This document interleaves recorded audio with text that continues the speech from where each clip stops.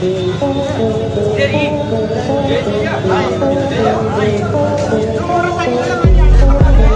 देख सकते हैं ये भीम आर्मी चीफ चंद्रशेखर आज़ाद का काफिला है, जो आप देख सकते हैं। ये काफिले के साथ इतनी तकलीफी चंद्रशेखर भाई का काफिला आ चुका है। ये सांसद की गाड़ी आप देख सकते हैं। ये हम आपको लाइव तस्वीरें दिखा रहे हैं। आप लगातार हमारी लाइव तस्वीरें देखते रहिए, बने रहिए भारत टीवी न्यूज़ से। हम आपको ये लाइव तस्वीरें दिखा रहे हैं, आप देखते रहिए लाइव तस्वीरें। ये सांसद चंद्रशेखर आज़ाद की गाड़ी मुड़ चुकी है। नगीना सांसद चंद्रशेखर आज़ाद आज रुड़की के सांतरसाय ग्राम पहुंचे, जहां इन्होंने गैंगरेप मर्डर पीड़िता किशोरी की परिवार से मुलाकात की। सांसद चंद्रशेखर आज़ाद ने परिवार को सांत्वना देते हुए न्याय दिलाने के लिए मदद का आश्वासन दिया। मीडिया से बात करते हुए चंद्रशेखर आज़ाद ने राज्य सरकार पर निशाना साधते हुए कहा कि देवभूमि में इस तरह की घटना यहाँ की कानून व्यवस्था पर बड़ा सवाल खड़ा करती है। सांसद चंद्रशेखर आज़ाद ने कहा कि संसद में उठाया जाएगा मुद्दा। भाई साइड तो साइड प्लीज।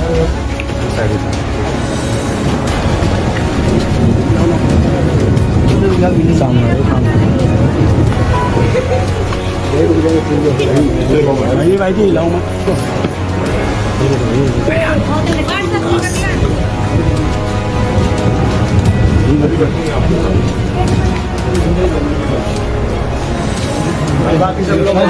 है।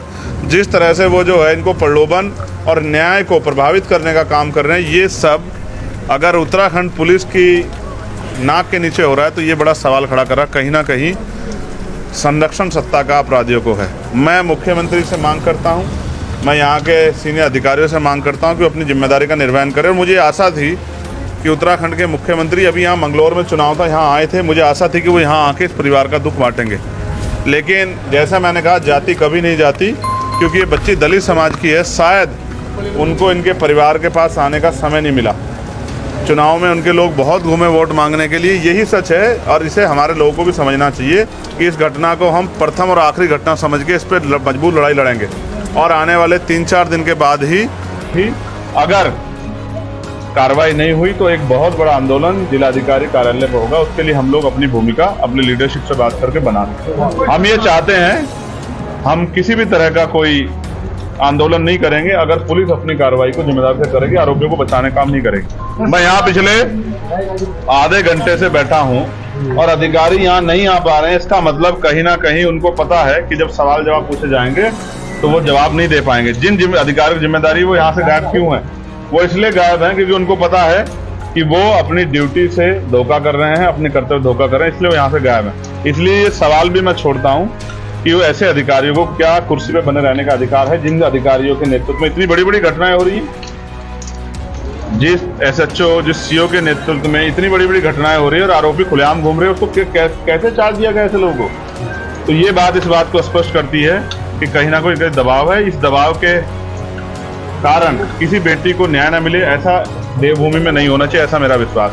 मुझे उम्मीद है मुख्यमंत्री भी इस घटना का संज्ञान लेंगे और जो आरोपी फरार है पुलिस उनको जल्दी गिरफ्तार भी करेगी, ऐसा मेरा विश्वास है। आर्थिक मदद की ये सरकार का काम है। अगर हर चीज के लिए मांग करनी पड़ी तो जब वो जनता से वोट मांगने आते तब उनको शर्म क्यों नहीं आती? ये तो उनको खुद देखना चाहिए कि वो माँ के लिए किस तरह मजदूरी करके अपना पेट पाल रही है। सरकार की जो योजनाएं जिन पे अपनी पीठ थपथपाती है वो जमीन पे है भी या नहीं, इसका जवाब भी सरकार को देना है। संसद में बड़ी बेबाकी से आप अपनी बात रखते हैं क्या? वहाँ भी अगर लापरवाही हुई तो सेशन आ रहा है, बजट सेशन, मैं पुरजोर कोशिश करूंगा कि इतनी जो विभत्स घटनाएं घटी है और जिस तरह से अधिकारियों ने इस पर लापरवाही बरती है, इसको मैं पुरजोर तरीके से पार्लियामेंट में उठाऊं और इन अधिकारियों को वहीं पार्लियामेंट में ही अध्यक्ष जी से कह के बुलवा के इनसे सवाल जवाब हो, इनसे पूछा जाए कि ये आपको पर्याप्त तनख्वाह मिल रही है, पर्याप्त सुविधा हो रही है, फिर भी न्याय क्यों नहीं कर रहे हो, फिर भी आरोपियों का संरक्षण हो रहा है, फिर उसमें कार्रवाई क्यों नहीं कर रहे, इसका जवाब इनको देना।